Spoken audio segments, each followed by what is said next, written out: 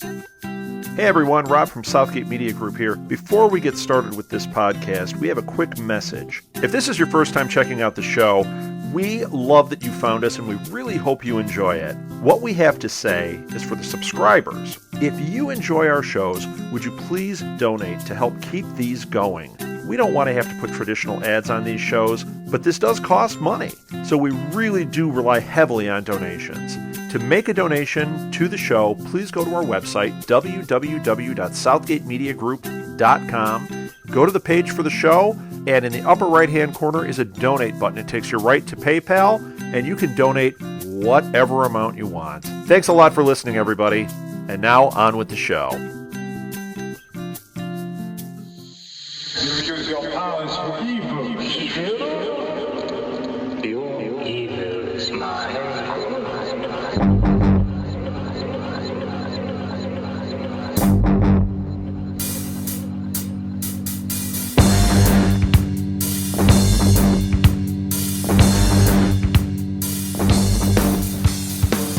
Hello, and welcome to Next Stop Everywhere.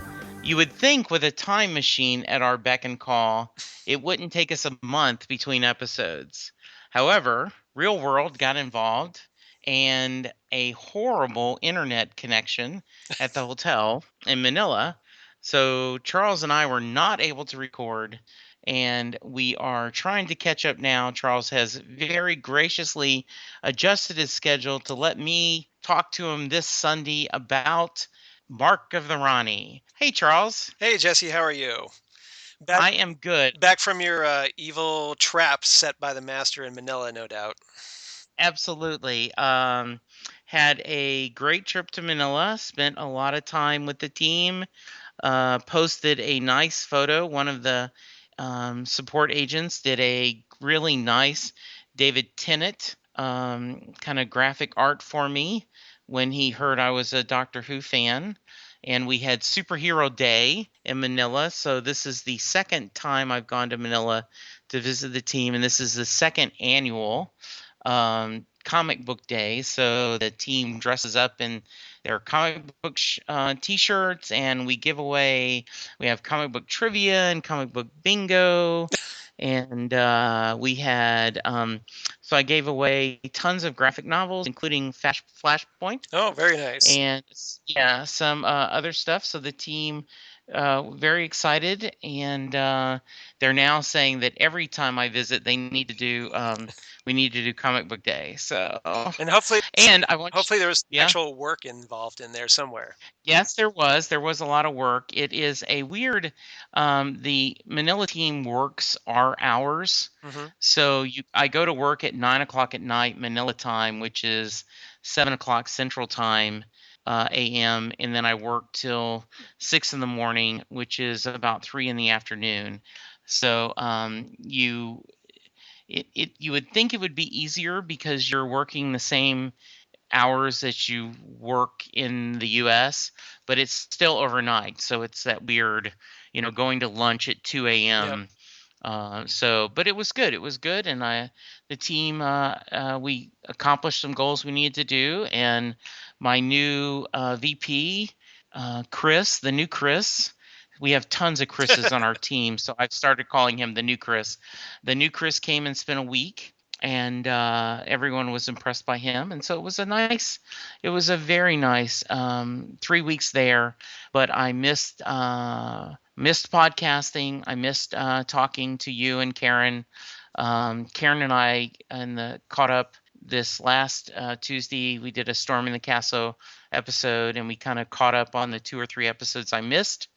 And I got to see this episode, and I'm excited to talk Doctor Who with you. Well, good. I'm sure everyone out there who are Next Stop Everywhere fans, I'm sure they missed you as well. So, well, thanks. So we are going to talk about the Mark of the Rani. Yes. And this is Colin Baker.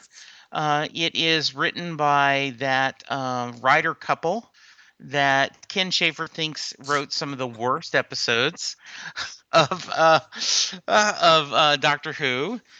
They seem like a really nice couple. I know one of them is passed now, but in all the documentaries, they seem like a really nice couple.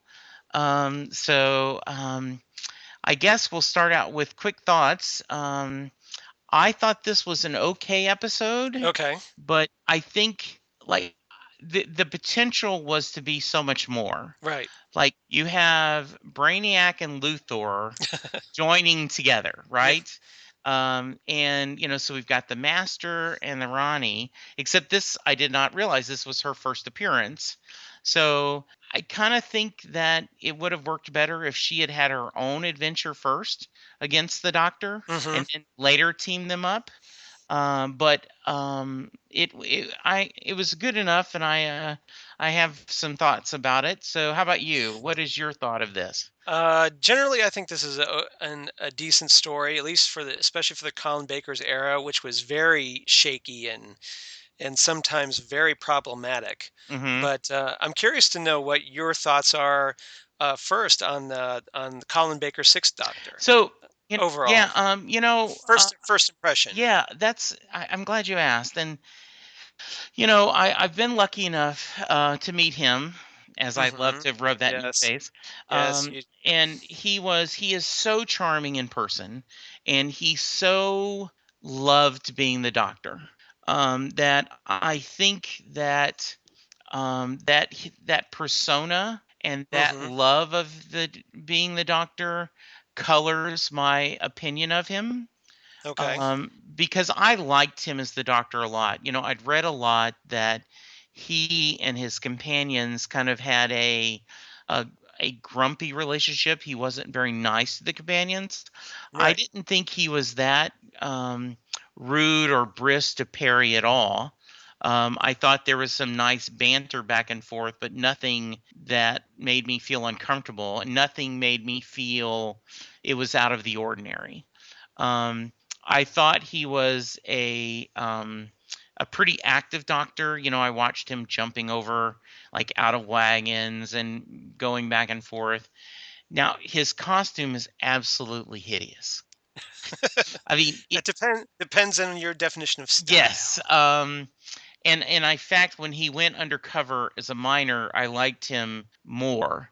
Um, but Dirtied up. yes, but I liked him. I thought he did not come across as arrogant as I heard he Mm. was going to be. I thought he had some quiet confidence. He's not as clever with the quips as the modern era doctors are, Right. especially Tennant and Smith. But he was likable, and yeah, I was impressed with him, and liked him a fair amount. Well, one of the reasons I chose this story as your first Colin Baker um, Hmm. was that it is one of the more, I want to say, kinder depictions of his doctor. Okay. There, especially like in his first episode, Colin Baker, while he's going through like post-regenerative amnesia and trauma, at one point he strangles Peri or tries to strangle Peri, Mm. and they do have a very argumentative, contentious relationship. It's one of those things that actually in this story they actually refer to in a little joke when at the end, um, Lord Ravensworth, um, he he asked, what the Doctor and Perry do inside the TARDIS, and he's like, argue mainly. So, Yeah, so, I thought. and I mean, it's very, it's a very clever line because in the sense that that's basically what Colin's Doctor was written, and Colin's Doctor and Perry were written at that time, is that if they had a very contentious relationship. So I didn't want that to be your first introduction to this Doctor because this Doctor does get a lot of grief. Yeah. So I thought this would be a much smoother introduction. Some other episodes, if we end up watching them, may find him to be, yes, more brusque Hmm. and off-putting. But I'm glad that you enjoyed him in this one because that's kind of what I was hoping, that you would kind of see that side of Colin's Doctor that a lot of people don't necessarily get that first time. Well, I think you picked a really good one, Charles, because I have heard that about him, and I've heard about Ken at times is not a big fan of Colin, and saying one of the most dis un one of the most unpopular Hmm. doctors. But I liked him in this, and I thought that it was really cool to see him.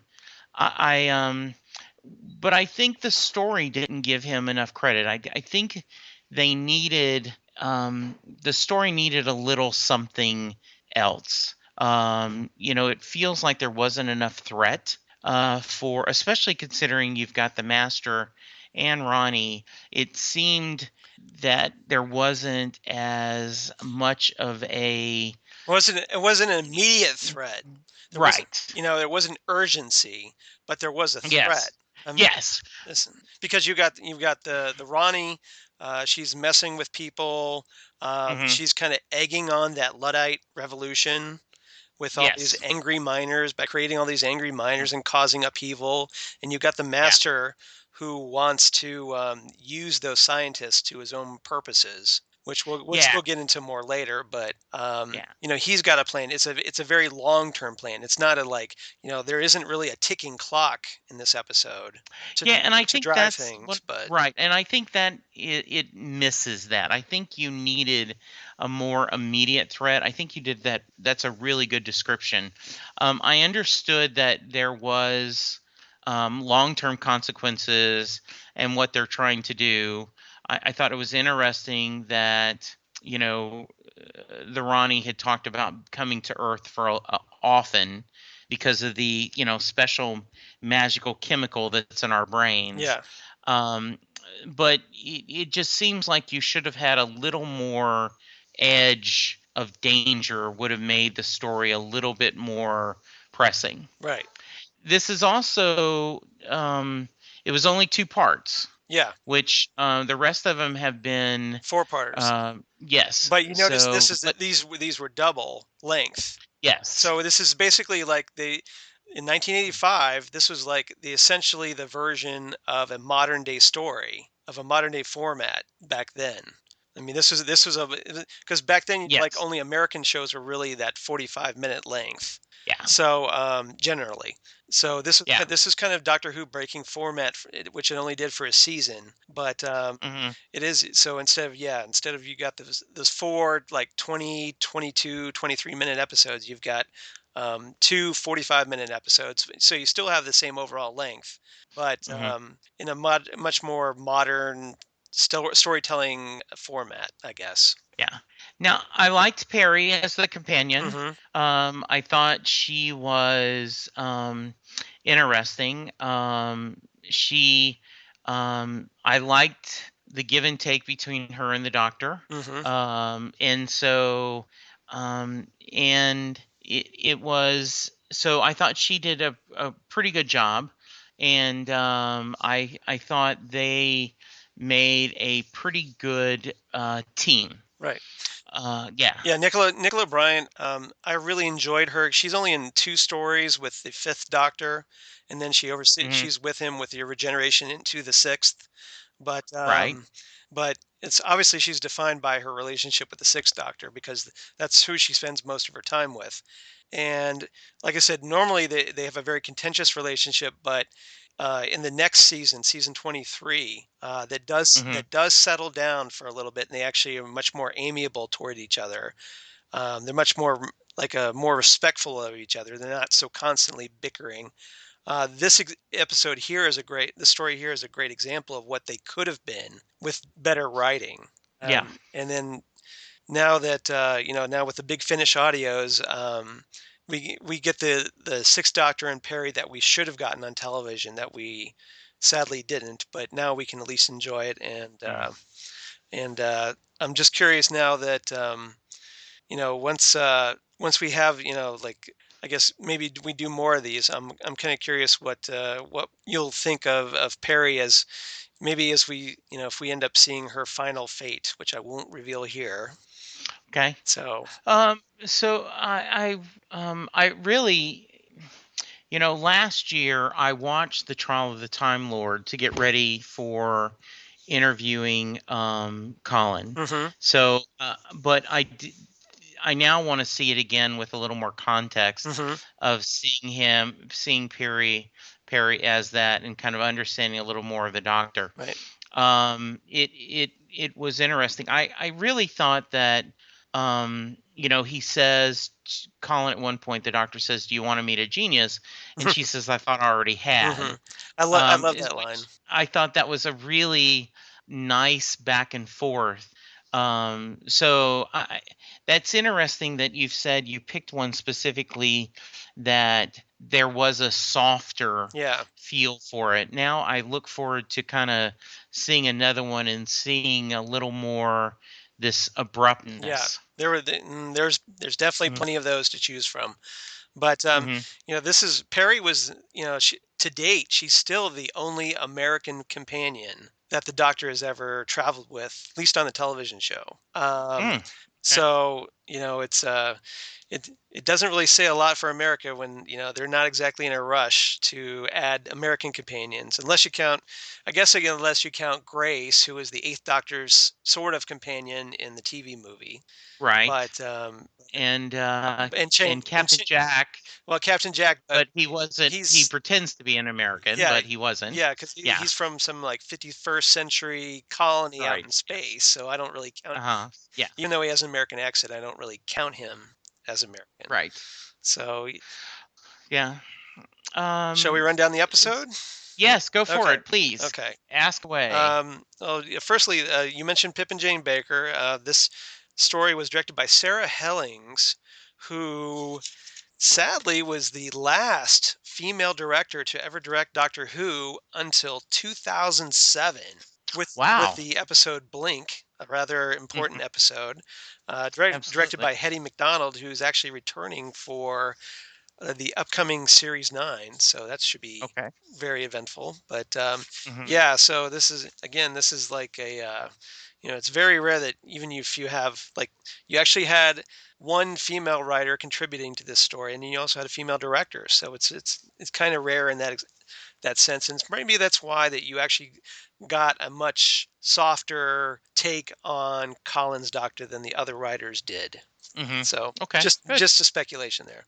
All right. But yeah, basically, just we run down that we're 19th century, an English village known as Killingworth, during the Luddite Rebellion, when which basically featured like miners and all kinds of like hard laborers getting pissed off at machinery, and the machinery that was replacing them in a lot of instances, for you historical buffs.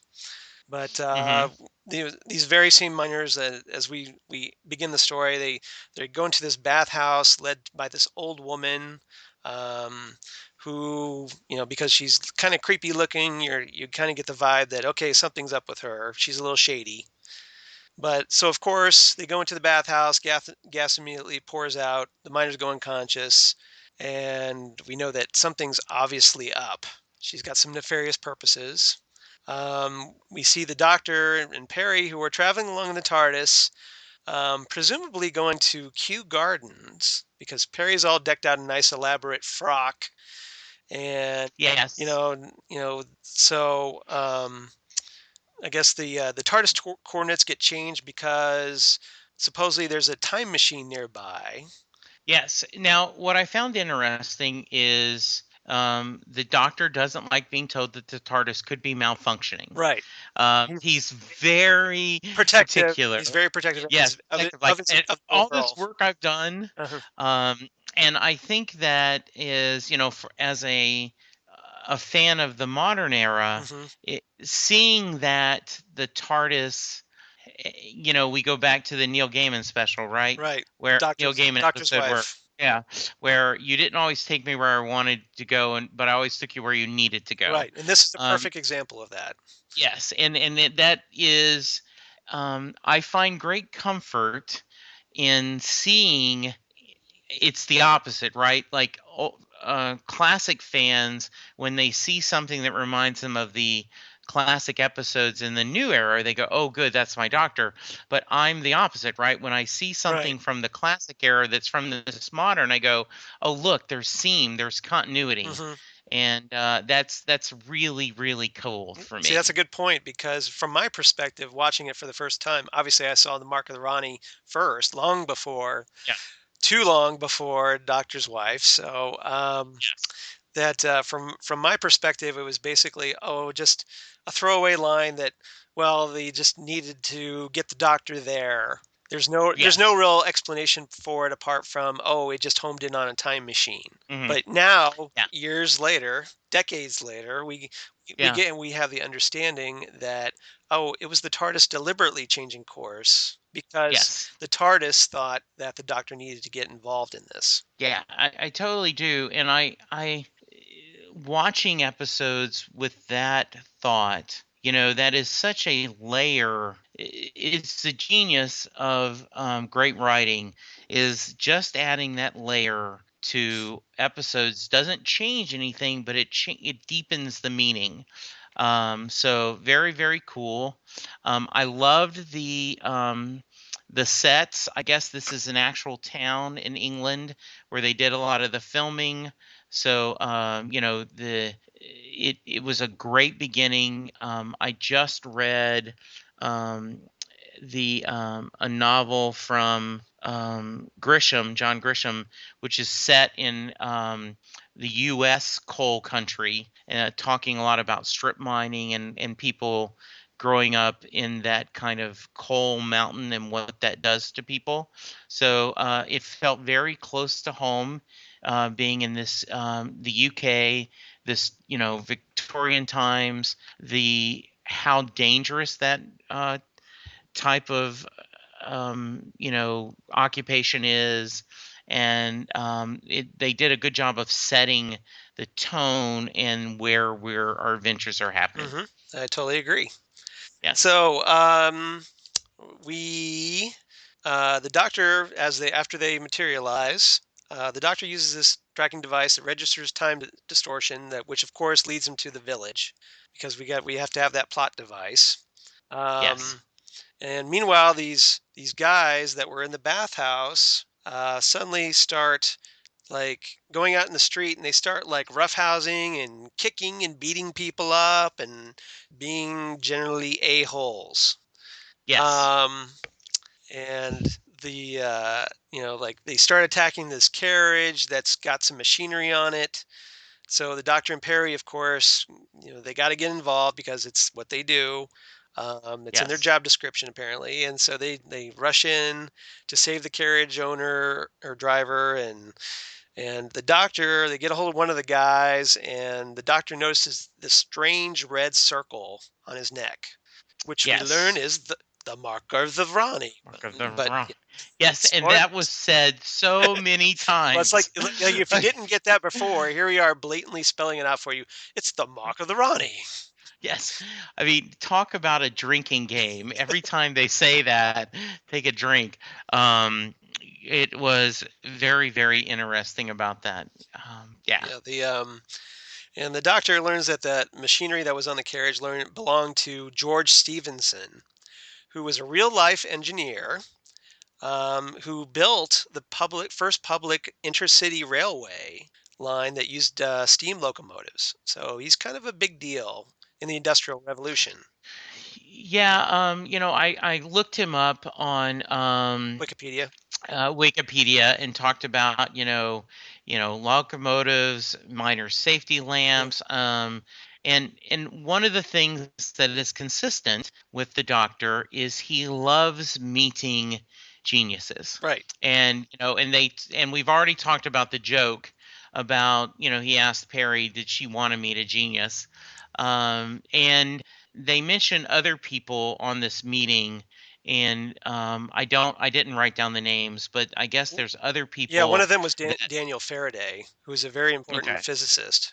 Right. So, So, and we later find that the master is trying to get all these people together to kind of amp up the Earth's, their moving forward, right? So they could really be ahead of the curve. yeah, they went. So, Yeah, they were. yeah, go No, I'm ahead. just gonna say they were going. Basically, the master has it in his head that he wants to like accelerate Earth's technological development, so Right. that therefore they can become a big power base, and he can have control of that. And so you think it would kind of you'd want to jump ahead a few centuries if you really wanted that, but I guess since Yes. he's there, he figured, well, and it is the master, he is insane, so he's Yes. probably really not thinking this through all that well. But So I'm going to stop you and just tell me a little bit about this version of the master. okay. I know he looks similar. Hmm. They always kind of have the master looking like, the bad guy in Robin Hood. Uh, you know, um, is this the second guy who's played the master? Actually, Third? well, technically, this is the third master.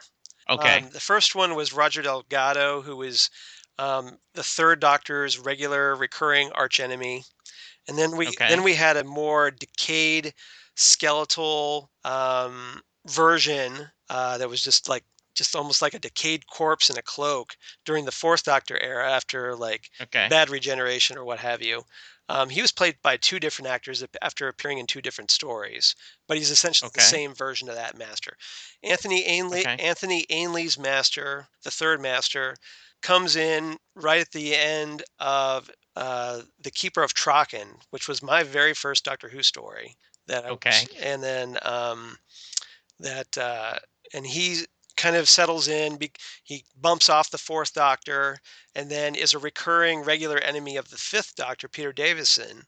But he also returns to fight the Sixth Doctor in this story, and then he also returns in the Seventh Doctor story, Survival. Okay. So, which was also Okay. Doctor Who's last story from the original series that ended in 1989. Okay. And so do you like this version of the master? This is the one I'm used to. I've gone back and I kind of appreciate Delgado's master more because he was far more sinister. But Yeah. this one's kind of more. I mean, he's got moments of Delgado, but he does comes up with some really screwy plans sometimes. Mhm. And he's almost like in this story, he starts off, he's hiding out as a scarecrow in the field, Yes. and he's Yeah. kind of waiting for the Doctor to show up. Mhm. So he Yeah. ditches that disguise. Who knows how long he Yeah. was out there dressed as a scarecrow. It's like, of all the things he could Yeah. have been doing, he's just standing out there in that field. So he does some really weird stuff. Yeah. So I sometimes he's menacing, sometimes he's a little, not I want to say buffoonish, but he's mhm. offbeat, I guess is probably the Yeah. best word I could describe him. I think that um even I, in the limited exposure Mm, of Doctor Who, the Roger Delgado is somebody you recognize. And then of course, John Sim right. played him in the modern era, which is such um a wonderful different kind of master. Very, very crazy Hmm. and very different. And we also love Derek Jacobi, right? Yeah, Who, yeah, yeah, Derek Jacobi, because he yeah, was. Jacobi, yeah, I wanted to see more of that master. He was the fifth yeah, master, and he was so good. Once that moment where he's like, I am the master, and yeah, then you're just getting those goosebumps. You're like, ooh, it's the master's back. And yes, as an old time fan, I'm just you start getting like squeeing, and you're like, ah, he's back. And then you're just getting used to him as the master, and then all of a sudden, boom, they kill him off, and he regenerates into John Sim, and you're like, what? yeah. It seems like such wasted potential. I would love to at least seen another episode with him as the master before changing him into John Sim. Yes, yes. It's kind of same way that you would have loved to seen a full another couple episodes of John Hurt as the War Doctor, right? Yes, yes, Yeah, I mean just this, because you're like, this guy, yeah. a good He's so story, this good. kind He's of so action good. Yeah, checks. you got to do Yes, more with this guy. exactly. Do another special or something. Like Yes. even just another 6 minute, like thing like the Eighth Doctor got. Just give us Yes. something, a little mini Absolutely. mini episode, Mhm. something. do something more Okay. with him. All right. Thank you for taking us off the exit ramp for a little. So continue. Yeah, when digression, it's what we do. Um, Exactly. yeah, but so I talked about the master being in this creepy, weird scarecrow disguise. Yes. So he shows up at the bathhouse, and the old woman from before, takes off her disguise, and ta-da, she's the Rani. Yes. Who we find out is a time lady, and one of the doctor's people from Gallifrey. So, but she's also a very gifted chemist and not very moral in her approach to experiments with, shall we say, living subjects. So she's not Hmm. very ethical in the slightest, and so basically she's evil. Not, and she's not a mad scientist. She's just, immoral as they come. Yes. Yeah, I think so. And like I said, I understand watching her now why a lot of fans wanted Missy to be The the Ron, Ronnie, yeah, right? yeah. Yeah. I mean, It just screamed. It's like, yes. essentially the Ronnie is like, like an evil female version of the Master. So Yeah. what they did is just essentially combine the two. They Hmm. basically combine the Master with the Ronnie, and you get the seventh Master, Missy, Yes. Right. the Mistress, Hmm. played by Michelle Gomez. But Right. so either way, yeah, if she had been, there was actually, I remember reading that while they were filming on location during the scene where I guess, like they were out filming with the Cybermen in front of St. Paul's or something. And then they had Michelle Gomez say out loud that some, like some fake dialogue that Hmm.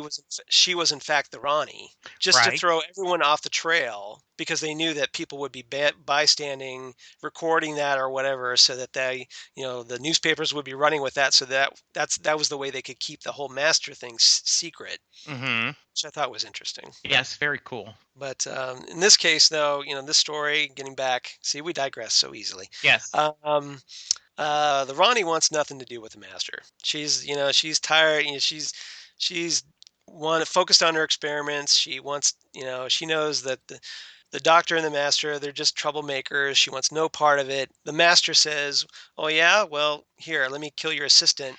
And so the Ronnie pulls out some little maggots, Yes. which are quote unquote parasites, Yes. to mind control someone else so that he becomes her new assistant. So it's like, Yes. and then the master ends up taking the whole canister away Right. from So her. so instead of the Wrath of Khan going into an Yep, ear or yep, something, yes, just they're yeah. putting it in the mouth. Well, Um this was a Doctor Who budget back in yes, 1985. absolutely.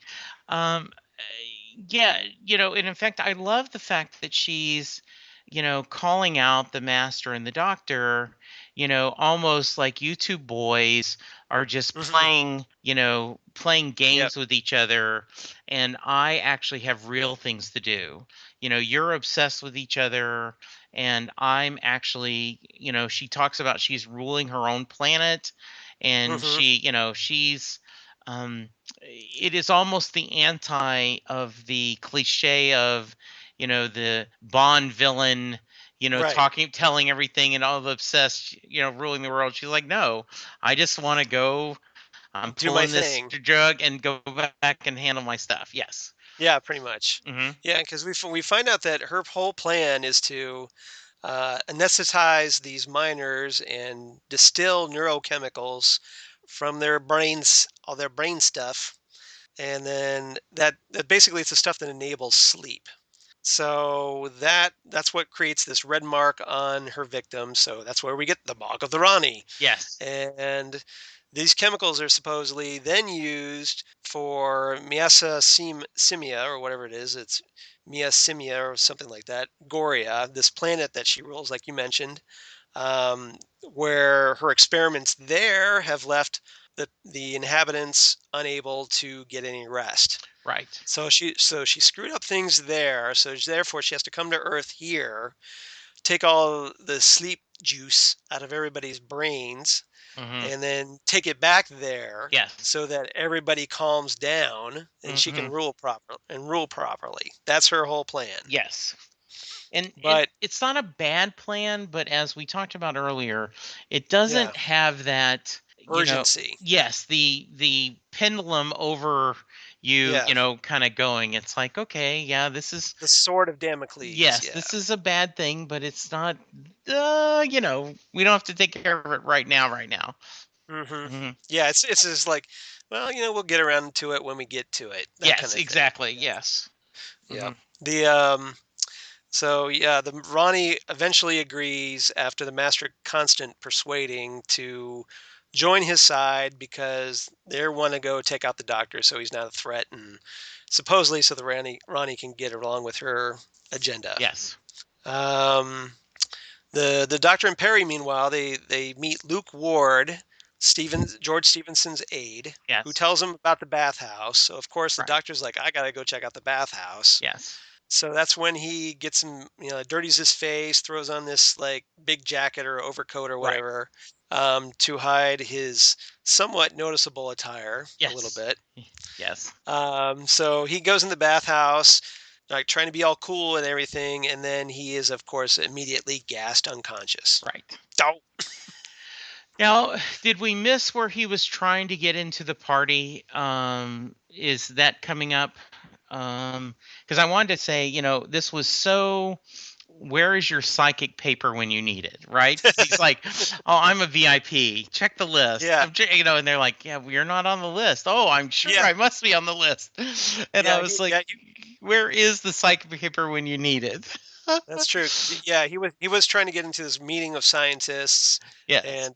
and he's just like, yeah, I'm a scientist too, Yeah. Exactly. but really, for Yes. real. Really, I promise. I promise.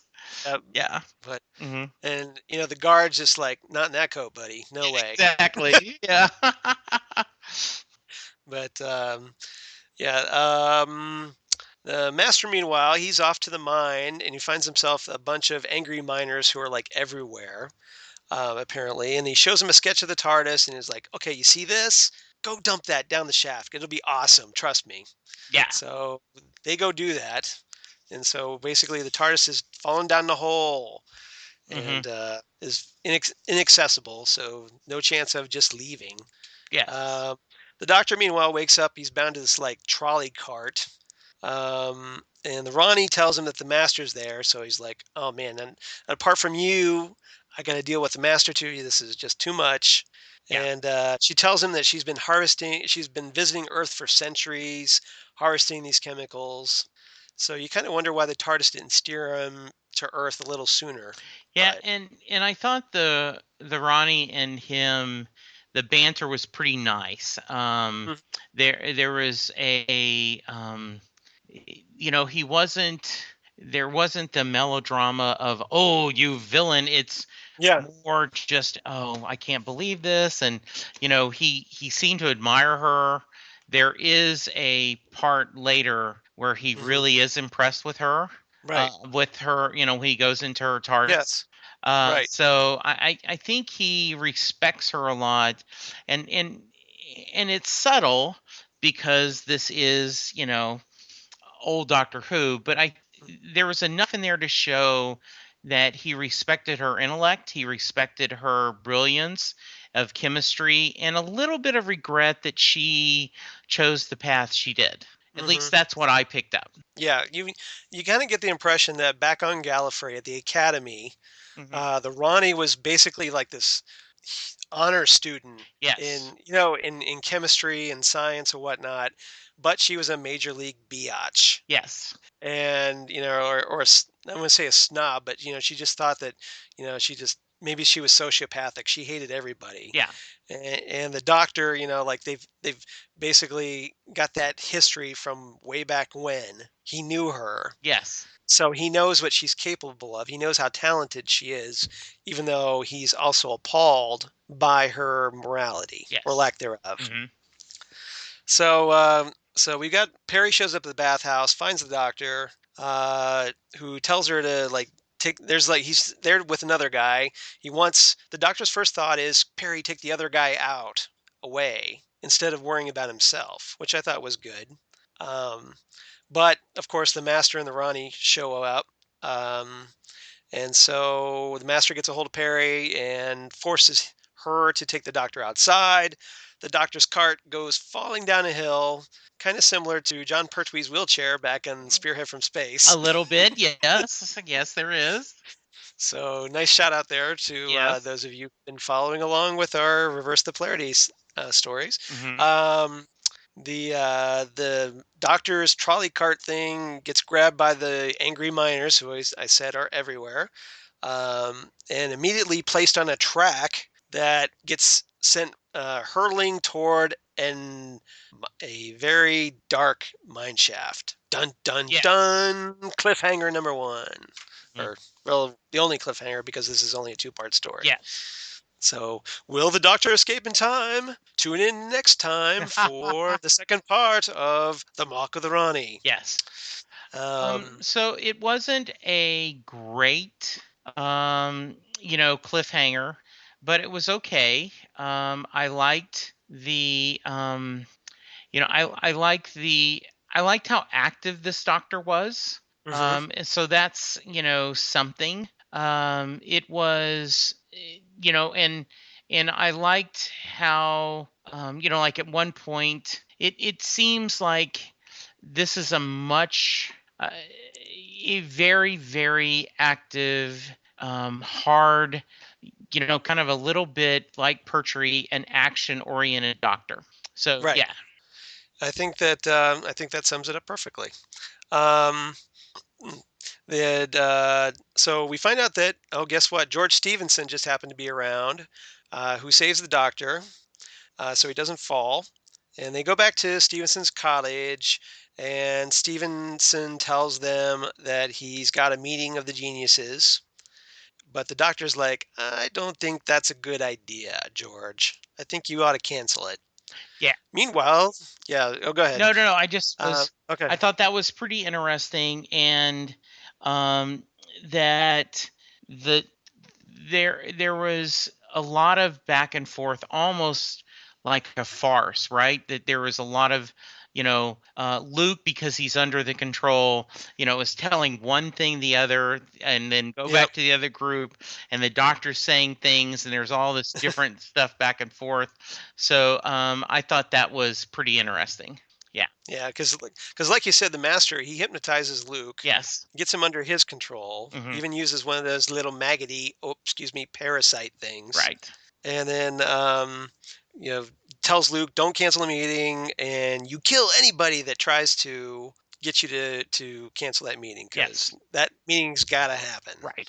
Um, and then the let's see, the Doctor and then Peri go back to the bathhouse because we keep going back to the bathhouse.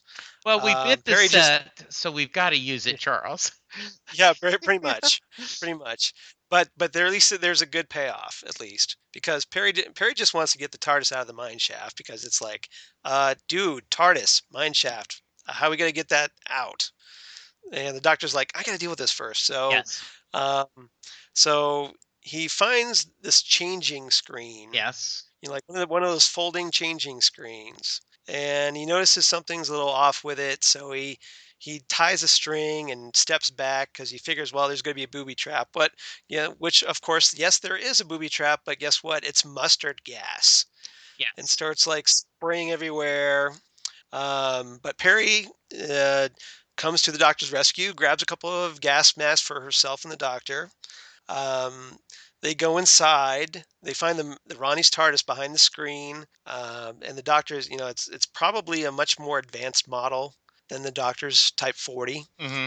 I'm not sure, but it looks more modern, stylish. A little more tastefully decorated, but doesn't have the roundels. But we love the roundels. Yes. Um, and there's also like these kind of creepy glass jars filled with dinosaur T-Rex embryos Yes. that apparently she's just been toying with. Um, one of her many experiments. The Ronnie's TARDIS starts taking off by remote control, Hmm. and the Doctor's like, "Okay, you got to get out before it dematerializes." So Peri gets out of the TARDIS. The Ronnie's TARDIS dematerializes. Ronnie and the Master get into the TARDIS while the Doctor hides. and the Rani starts handing him landmines and says, "Oh, these are going to be good. Trust me, trust me." And And then they were really go ahead. cool. I thought that the landmines were very, very slick. Mm-hmm. Really, really cool. And Mm-hmm. especially the payoff on what they did with that, right? Right. Yeah, I'm sure you didn't see that I coming, did did you? not see that coming at all. At all, so very cool. Yeah. We but before all that happens, though, the Doctor does a little bit of sabotage Yes. and starts tinkering with things inside the Ronnie's TARDIS. But as you said, the Ronnie and the Master plant those landmines in what's called Red Fern Dell, and of course, this is a just a nice little foresty field or whatever. That of course Peri ends up going into with Luke because and actually somebody doing something with Peri's botany background.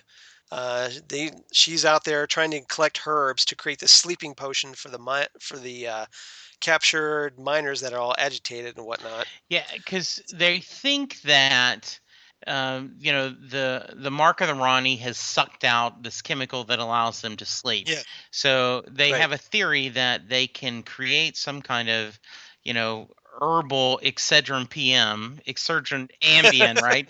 That if they Yeah, could go yeah. back to sleep, they wouldn't be crazy again. And we Uh, don't ever get a payoff on that because of, no, but I thought it was at least they were using her it, skills and they right. were being proactive. Yeah, I mean, it does give Perry something to do, and it is in her skill set, like you said. Hmm. But of course, it also ultimately the whole goal is to get Perry in danger. Yes. So she wanders into the Dell with Luke, but Luke ends up stepping on a landmine and turns into a tree. Yes. And Ronnie's like, well, I Which, actually did him a favor because trees live yeah, longer than yeah, humans. yeah, yeah, yeah. The doctor's not buying that No, argument not buying whatsoever. whatsoever. Yes. Yeah, yeah, it goes. While this happens, the doctor, he's like, before all this happens, he's like, doctor sense tingling, Yeah. and there's got to be a trap. Right. And so he's like, I ain't going in there. So I'm going to sneak around the Dell. And lo and behold, he comes across the master and the Ronnie, and he gets the jump on him, takes the master's tissue compression eliminator away from him, and Say that three times fast, right? the master's tissue compression eliminator, the master's tissue compression eliminator, the master's tissue compression Very eliminator. nice. Dun dun dun. Um, and he's like, holding it on them. But Perry starts wandering into Dell after the doctor sees what happens to Luke, and he's like, Perry, don't move. You're surrounded by landmines, and then he's like threatening the Ronnie with the Master's tissue compression Hmm. eliminator, um, saying, "Okay, you're going to go in there, or I'm going to use this." And with Colin's doctor, there's a good chance he might have used Yes. this because normally the doctor's kind of an empty threat as far as any kind of violence goes, Yes. generally. But in this case, like Colin's doctor and maybe Peter Capaldi's doctor would be the only two doctors that would actually maybe go ahead with it. Yeah. That kind of There threat. is that sense of danger that he is going to Mhm. play with that. I totally agree. Yeah, and so maybe the Ronnie senses Hmm. this. So she's like, "Okay, I'll go get her out." Of course, she's got to take a few insulty jibes at Perry along the way, but Yes. she gets her out of danger. Um, And then when she's safe, the Perry takes the tissue compression eliminator from the doctor, and she's like, Doctor, you gotta go stop these miners from going to the Dell before they get turned into trees too. So I'll watch these two." Hmm. And the doctor goes to leave, but before he does, he whispers something in Perry's ear that we actually get a payoff Hmm. later about what that is. So the doctor stops the miners from entering the Dell, but of course gets immediately captured. Yes. and he's bound to a large like tree limb or something, Yeah. and they carry him like he's a piece of venison on a stick Yes. And into the dell, and then those miners end up getting turned into trees while the doctor's stuck yes. on this tree And it's limb. slowly falling. Talking of, the Sword. sword of Yeah. Decamocles, right? So he Yeah. is, his rear end is heading toward one of the Yeah. mines, and he's having to get Yep. himself out. That was fun. And he's like, "Stay calm, stay Yes. calm, stay calm." And but of course he gets out of it because it's the doctor, and we don't want to see Doctor Tree. So Mhm. Um, so he gets out of that. Peri takes the master and Ronnie to the mine pit. And meanwhile, while they're there, the master tries to hypnotize Peri, but Peri ain't gonna play Right. with that. She's ready for him because of what the doctor told her, Yes. whispered to her. So she's like, "Ha ha, that's not gonna work." But then the Ronnie does this little like, I'm wheezing. I can't breathe. I need a Yes. pill. Wink, wink, wink. So Perry gullibly falls for this, and the Ronnie like sprinkles some magic knockout dust on her Yes. and knocks her out. The doctor shows up at the mine after freeing himself. The master takes his tissue compression eliminator, tries to attack him, shoot him with it, but hits this support beam, and there's like a mine cave in, a mine collapse. So the master and the Ronnie duck into the Ronnie's TARDIS, unknowing that the doctor has Yes. sabotaged it. And as we find out that the doctor ended up messing with the navigational system as well as the velocity regulator. Yes. Oh. And in a very amusing moment, after the Ronnie kicks the master in the Yes. balls, which I thought has never been done on Doctor Right. Who ever, that somebody gets kicked Yes. in the balls. Uh, Because he tries to take control of her TARDIS. She yeah. doesn't She's have. like, this is my She's like, TARDIS. dude, Yes. this is my TARDIS. What are you doing? So she kicks him in the balls. She takes control of the TARDIS, but the TARDIS isn't responding, and it's getting like the speed is increasing. She can't figure out what's going on. The master steps in again. Is like, here, let me take over, and neither of them can figure out what's going on. And then they get like because of the velocity, whatever. I guess it throws them back against the Yes. TARDIS walls, and they're in prison, and like it's things are getting faster and faster, and then all of a sudden a nearby glass jar containing one of those lovely Yes. T-Rex embryos gets knocked over, and I guess there's some time spillage inside the Ronnie's Yes. TARDIS. And the baby but T-Rex starts the but growing. because yep, and now we don't see it affecting the master and the Ronnie, but because Right. they're time lords, they could have been aging Right. years and years, and we just wouldn't see it because Yes. who they are. So, but it was enough time to allow the T-Rex to start growing, like you said. And so, on top of being in an out of control TARDIS, they've got a T-Rex right there, ready to Yes. chomp on him for the Yeah. first time. Shades of Jurassic Park. So S- yes, very cool. So, rather a nasty little trap left for them Absolutely. by the Doctor. Not that he No, didn't not have at it all. coming, but And then, yeah, so I thought that was really slick. A kind of a fun, mm, um, the doctor kind of did it to themselves. Like he set it up that yep, they were going to do this to themselves. So I thought that was really a cool thing to do. Once again, he's thinking and outthinking his opponents, which is always nice. right, exactly. Especially when he's Yes. outnumbered 2 Time Lords to 1. Yes. So it just shows Absolutely. how awesome the Doctor is Hmm. in every incarnation. But so we reach the end of the story. The Doctor and Peri give this vial of Hmm. brain juice to Lord Ravensworth. And tells them, "Oh yeah, you can use this on the miners. It'll help them get them better." Now, I don't know what this one little vial is going to do. I mean, this must be Yes. really concentrated stuff. What do you do? What do you do? Just give them a dab on their tongue and they're all better? I don't know how this is going to work Yeah. because there's so many miners. But Yes. okay, you just have to roll with Absolutely. it. It's Doctor Who, Yes. as I say repeatedly. But they do get the TARDIS back because thanks to Lord Ravensworth, they got And the they TARDIS talked out of about the how heavy shaft. it was and how many So, people it took to yeah. get it out of the shaft. And the Doctor's like, yeah, that's nice. Okay, Yeah, we're going. goodbye. See See you ya. later. Bye. And you've already talked about the great ending line, Yep. which Yep. What precisely do you do in yes, there? Argue, yes, mainly. which was just a wonderful line. That Yep. just had so much because this doctor doesn't quip as much as others.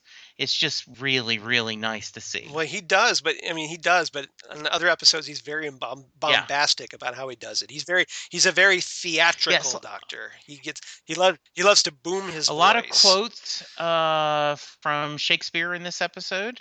And he talks Mhm. about going to see him again, which I really liked a Yep. lot. Which I almost looked forward when I'm doing reverse the polarity. Almost thought about talking about him Yep. going to see Yeah. Shakespeare. Well, before we Yeah. get to that, you did mention some lines of the episode. So what was your favorite line of the So episode? I I had two, but Hmm. the one I ended up picking is occasionally, just occasionally, your smugness irritates me, infuriates me, which I think is so perfect That's because this is a Yep. smug doctor. And so him saying that Hmm. her smugness, I thought was just the right amount of irony and a good back and forth of their relationship.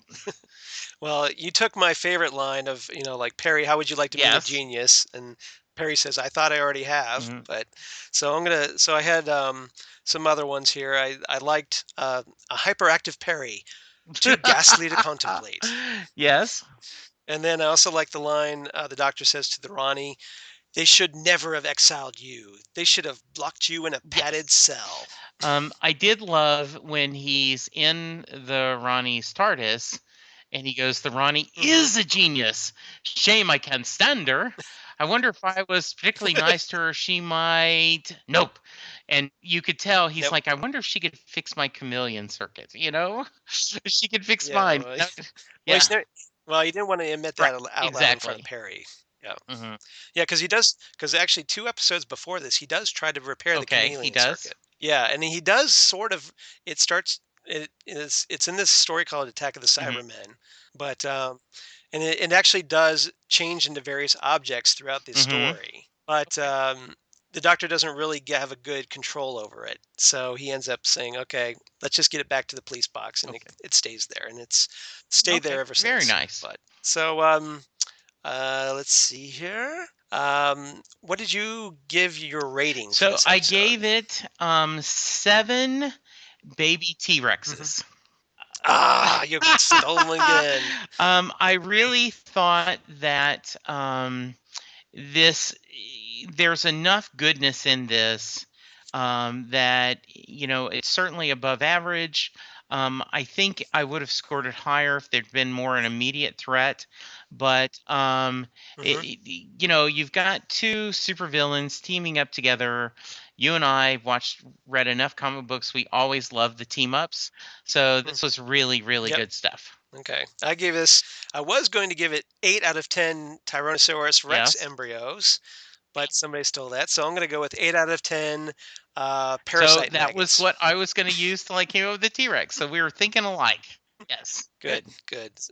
All right. So do we have a Yes, reverse I the did. polarity this I really time? thought about Shakespeare Code because he talks about it, Hmm. but I ended up going with Lazarus experiment, and the reason why Okay. is because well, first off, it has Martha, which is my favorite companion, and Mark Hmm. Gaddis is guest stars in it. But they are talking about, they've created this device to restore youthfulness, and so there Hmm. is the chemicals, the brains, and I thought this was a good companion, not exactly alike, but it is a fun episode to watch. We get to see some of Martha's family, and then I just Mark Gaddis is amazing, and so any excuse to watch him play around. He is the co-creator of Sherlock, and is just amazing as a writer and an actor. So I thought that was what I would recommend to kind of give you a little bit of feel. You also could go with one of the latest episodes with Missy, but wanted to Hmm. go with something a little bit more old school. Excellent. Good, Very, very nice. good. Wasn't the one I would have So picked, what but would you have picked? I would have picked Partners in Crime Okay, because you had kind of a female villain okay, in that sense, and you had humans being used as part of as to advance that aliens agenda very with the nice. adipose. So that was what I I was think thinking. that is But excellent.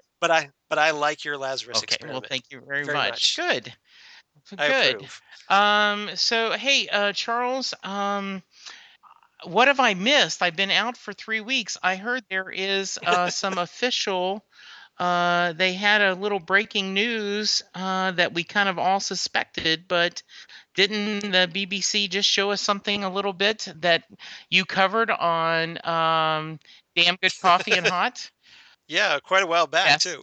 but I've but been out of town yeah, but for three that's weeks. true. That's true. But yeah, for those who don't know yet, Michelle Gomez is returning as the Master at the beginning of Series 9. We had kind of a feeling that she would return because they wouldn't go through all that trouble of setting her up if they weren't going to just bring Right. her back. So, but she's going to be in the first two stories. I guess it's going to be a two-parter.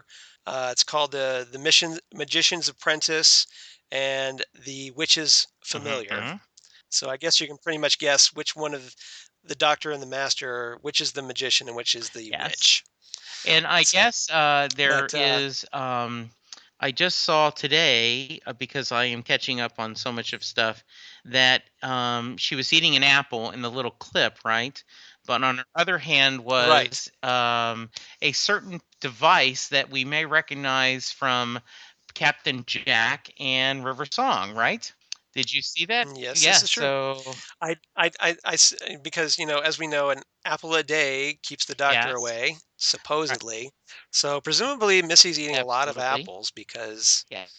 but did we get a kind of I can't remember the name, the device The that you were time just referring vortex, right? to? Yeah. Yes. Time Yes. vortex manipulator. Thank Yes. you. Yes, Yeah, sorry, it was there on the was a tip of my clip. brain. If you look really carefully, it looked like she had that Yep, on her left yep, hand. yep. So So, presumably that's how she absolutely. escaped from being shot by the Yes. brigadier or cyber They brigadier. they have started filming. We don't have a premiere date yet, right? No, but it'd probably be sometime in Okay. August, like it was this That's past good. year, I'm guessing. So, That would be my guess. So yes. until August, you and I will be presumably doing more reverse the Absolutely. polarity. I am not scheduled to go back to Manila till April, so that gives us a little bit more time so Yay! we can knock through out. So maybe we can get back on a schedule every couple of weeks. What are we doing next? That would be What are we nice. doing next episode? Next episode, we are going to be going to the Remembrance of the Daleks, one of the 25th Ooh. anniversary stories. Not the official 25th anniversary, but it was at the 25th season. This is the first story of the 25th season.